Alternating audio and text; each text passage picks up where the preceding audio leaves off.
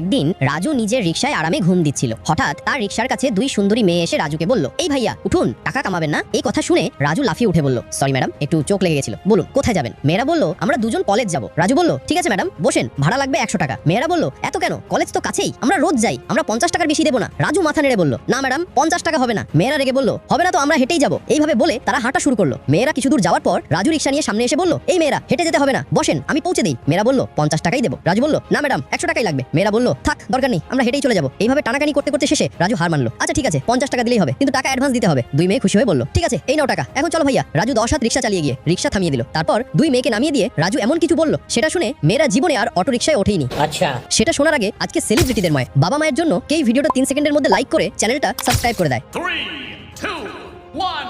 তারপর রাজু বলল, ম্যাডামেরা, আপনাদের কলেজে পৌঁছে গেছি। এক মেয়ে আরেক মেয়েকে বলছে, আরে আমরা তো এখনই চললা, এত তাড়াতাড়ি পৌঁছে দিল। এই রিকশাওয়ালার কাছে তো আমরা নিজেরাই লুটে গেলাম।